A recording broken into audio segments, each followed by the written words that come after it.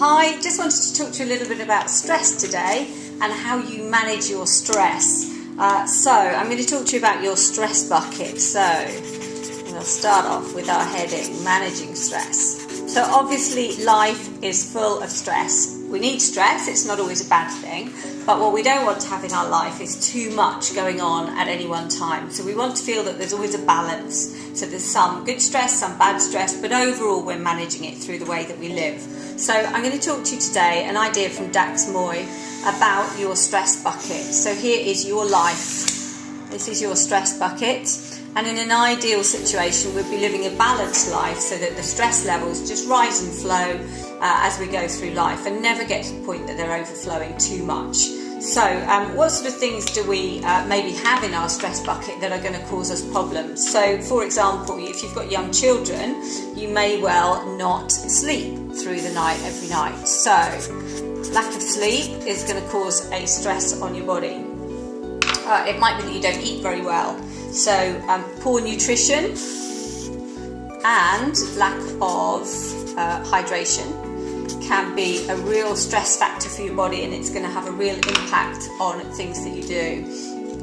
It might be that you've got work outside the home and that itself becomes stressful. So it might be that you don't have a job that you like, or it might be the people you work with are stressful, or the hours that you work cause you stress. So they all pile on top of each other.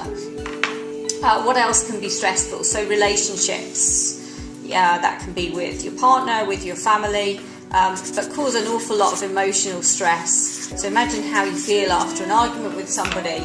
All of that just adds in there, and if that's an ongoing factor and it keeps on going time and time again, and you never resolve those issues, it has a huge impact. On top of all of that, exercise can be a stress as well. So obviously the whole point of exercise is to cause a physical stress on your body, and as a result of that stress, your body responds. So you might grow muscle or you might lose weight, but exercise is a stress. So you might need to perhaps think about different ways of managing that exercise and different forms of exercise so it becomes less stressful. And quite a key one perhaps, I guess, for a lot of people at the moment, financial stress is quite a big issue, and obviously it's in the news a lot at the moment. So you can see all these different factors, and these are just a few, there's lots and lots more. All these factors have a huge impact on our lifestyles. And as you can see, once the bucket gets full, the least little thing can come along and just top it off. So it might be the kids get ill, you have a flat tyre, the car breaks down, you've got family coming to stay. Any little thing can be one thing too many, and it'll be the straw that breaks the camel's back. And the problem when you just have too much stress, that one extra little thing causes an overflow.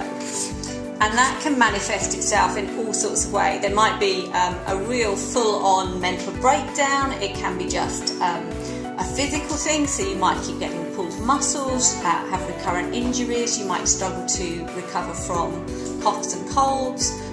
It can be that you're just perpetually falling out with everybody and you're just feeling really bad. So what we want to try and do is manage stress and reduce this amount of breakdown. But in order to do that, we don't want to look at the little things at the top that cause the problem, that seemingly cause the problem. We want to look at all these underlying issues. So over Easter maybe, just while you've got a couple of weeks off from your sessions with me, perhaps think about any of these issues that might be causing problems for you, and look at the things that you can change. So see if there are issues in there that you can change, because what we want to do is get you moving away from surviving and being in survival mode, just fighting all of these battles all the time, and get you into thriving mode to get you back to being a happy, functioning person. And if you feel that you're not at the moment, start looking at how you can do these. Key ones that are usually fairly easy, although they may not seem like it when you're overstressed, but sleep. Just try and get yourself to bed earlier. So switch off the TV, switch off your computer, get off your phone an hour or so before you go to bed, and try and get some real good quality sleep early in the night time, even if you know you're going to be disturbed later on. But get some good quality sleep in there, and it makes a huge difference. Nutrition is another key one.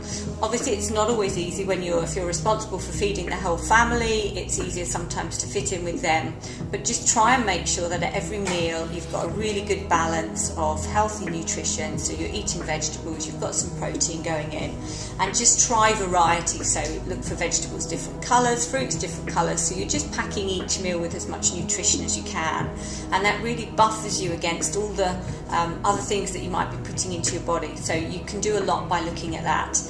In with nutrition, don't also forget about hydration. Your body needs to be hydrated, so really try and focus on that, and just doing those three things, looking at your nutrition, your sleep and your hydration, will really make a huge difference.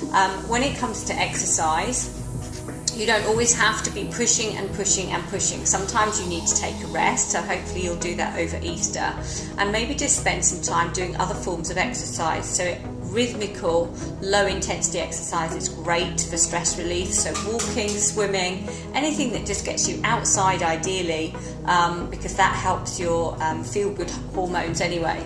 But getting yourself outside and just doing different kinds of exercise, so it might be just meditative breathing, it might be gentle stretching, or like I said, rhythmic exercise where you're just getting your body moving. All of them really good for releasing stress. Emotional and work issues, and maybe financial issues in there as well. You just need to look at little ways that you can tackle them. So perhaps tackle problems head on rather than letting them keep going and become bigger and bigger problems. So there you go. Try and have a think about your stress bucket over the Easter holidays. Perhaps draw yourself a chart and identify what things are stressing you, and have a think about what you can do to try and reduce your stress and get yourself back into a fully functioning person who can deal with everything life throws at you. So good luck with that, and try and see what you can do to manage your stress.